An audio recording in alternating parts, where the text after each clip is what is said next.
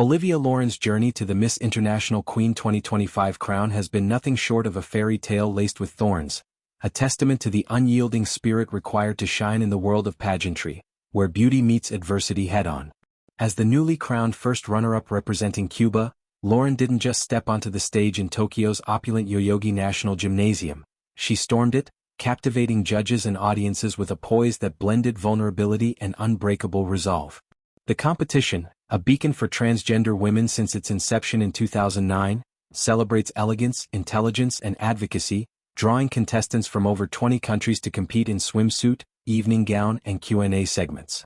Loren's performance was a masterclass in authenticity. Her swimsuit strut exuded confidence, her gown a flowing emerald number symbolizing Cuba's verdant resilience, and her answers on climate change and LGBTQ+ rights laced with personal anecdotes that humanized her platform.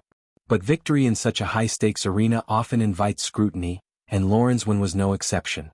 Almost immediately, online trolls descended, weaponizing her appearance with cruel barbs claiming she looks like a man, a tired trope that ignores the spectrum of femininity and the courage it takes to claim space in a cisnormative world. Social media platforms, from Twitter to Instagram, became battlegrounds, with hashtags like #MissInternationalQueenRigged trending alongside supportive counters like #OliviaLorenQueen. The backlash echoed past controversies in pageantry, from Caster Semenya's Olympic trials to the trans-inclusive strides of Miss Universe under its new ownership. For Loren, a 28-year-old Cuban-American activist raised in Miami's vibrant Little Havana, these attacks hit close to home. Growing up, she navigated family expectations and societal whispers, channeling that into her advocacy for trans youth, founding a scholarship fund that has supported over 50 students in gender-affirming care. Her response came not in fiery rebuttals but in measured grace, a video shared on the Missilogy Facebook page that went viral for its raw honesty. "I have been pushed. I have been thrown rocks at and well, it's a bit of a shock to see what's happened," she began, her voice steady yet laced with emotion. It is what it is. We have to move forward, but I am a human being with feelings, but this year, it was beyond beauty." Those words encapsulated the pageant's theme, beyond beauty, urging contestants to embody empathy, innovation, and global change.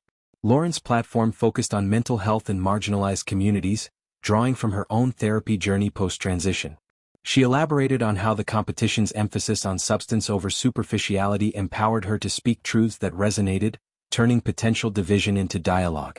Expanding on her Instagram post, a lengthy reflection that garnered over 1 million likes, Loren addressed the elephant in the room: misunderstandings from pre-win interviews. "I want to apologize for any misunderstanding from my recent interviews about Miss International Queen 2025, she wrote, her tone conciliatory yet firm. "I feel truly honored to have stood on this stage and represented myself in this journey." The confusion stemmed from her candid comments on the competition's evolution, praising its inclusivity while noting areas for growth, like more diverse judging panels. "If some of my words about the theme sounded confusing, please know I never meant to question the competition or its results." This humility disarmed critics, shifting focus from drama to her achievements. A flashpoint was her public mention of Miss USA and Miss Vietnam, fellow finalists whose poise she admired but whose paths she briefly critiqued in a post-swimsuit interview, touching on cultural representation without malice. Realizing the impact, Loren owned it. "As for the mention of Miss USA and Miss Vietnam, I realize it was not right to speak out publicly before talking with them directly. We have since had an open conversation and cleared things up with understanding." This maturity highlighted her growth. Post-conversation, the trio shared a joint Instagram live, laughing over Cuban coffee and Vietnamese pho recipes, turning rivals into allies. Miss USA, a trailblazing advocate for body positivity, and Miss Vietnam, championing rural education, echoed Loren's sentiments, reinforcing the pageant's sisterhood ethos. Loren's win as first runner-up, edging out a field of 24 with a near-perfect Q&A score, wasn't just personal triumph. It was a milestone for Cuba, the first trans representative in 2 decades. Her national costume, a feathered headdress evoking Santeria rituals blended with modern Havana flair, symbolized cultural fusion. Back home, celebrations erupted in Miami's Calle Ocho, with drag shows and fundraisers honoring her.